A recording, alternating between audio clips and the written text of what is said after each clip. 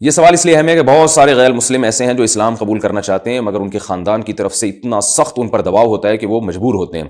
تو ان تمام غیر مسلموں کے لیے یہ سوال بہت اہمیت کا حامل ہوگا. جناب پوچھتے ہیں کہ میری ایک دوست ہندو ہے، وہ مسلمان بننا چاہتی ہے، اس کی 6 مہینے بعد ایک غیر مسلم لڑکے سے شادی بھی ہے. آپ رہنمائی فرما دیجئے کہ وہ کس طرح مسلمان ہو، اور کیا وہ مسلمان بن کر غیر مسلم سے شادی کر سکتی ہے یا نہیں؟ نیز کیا وہ اسلام کو گھر والوں سے چھپا کر رکھ سکتی ہے، کیونکہ ظاہر ہے کہ وہ تشدد کریں گے. دیکھیے، یہ جو آپ کی ہندو دوست ہے، اس کو چاہیے کہ اسلام قبول کر لے، اور اگر گھر والوں کا تشدد برداشت کر سکتی ہے تو اسلام کو ظاہر بھی کر دے.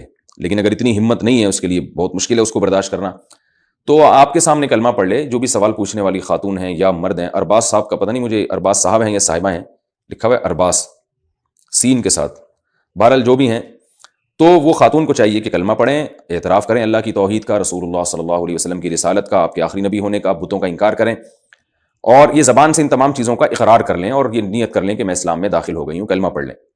تو انشاءاللہ قیامت کے دن ان کا شمار مسلمانوں میں ہوگا. پھر اپنے اسلام کو چھپائیں.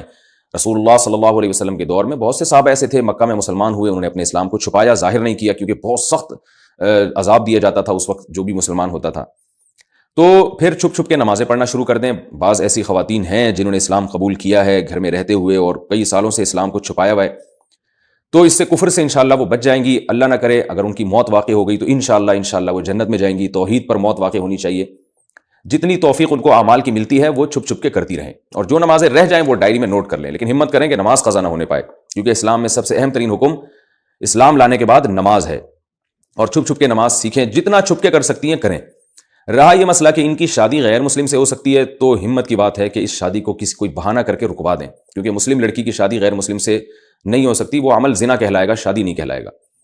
تو چھپیں، یعنی کسی طرح کوشش کر کے اپنی شادی رکوا دیں، کوئی بہانہ کر دیں کہ مجھے لڑکا پسند نہیں ہے، یا کسی ایسے غیر مسلم مرد کو تلاش کر لیں جو اسلام قبول کرنا چاہتا ہو، تو اور دونوں نے اسلام کو چھپایا ہوا ہو، کیونکہ ایسے بہت سے مرد بھی ہوتے ہیں جو اسلام قبول کر چکے ہوتے ہیں لیکن وہ ظاہر نہیں کر رہے ہوتے. تو کوئی اس طرح کانٹیکٹ کر کے، یا کوئی ایسا مسلمان مرد جو ان کو تحفظ دے سکے، مضبوط ہو، جو تحفظ دے سکے، اس سے رابطہ کریں تاکہ گھر سے نکالنے میں بھی وہ ان کی مدد کرے، اور یہ اس کے ساتھ جا کے اسلام قبول کر کے اس کے ساتھ یعنی اسلام قبول کر کے اس کے نکاح میں جب آ جائیں گی تو وہ انشاءاللہ ان کو تحفظ دے دے گا، اور اگر خاندان والے ان پہ تشدد کرنا چاہیں گے تو وہ اس سے بھی بچا لے گا.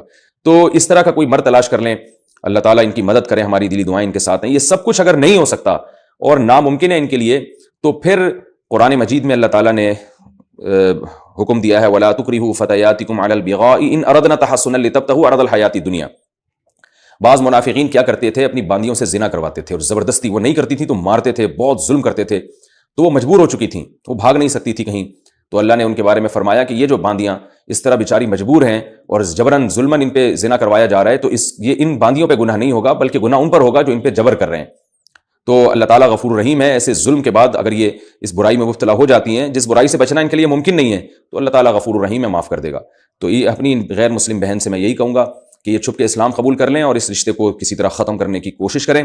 اگر پورا زور لگا لیا اور آپ کے لیے اس رشتے سے بچنا ممکن ہی نہیں ہے، آپ کے یعنی بہت زیادہ ظلم ہوگا، تو مجبوراً یہاں شادی کر لیں.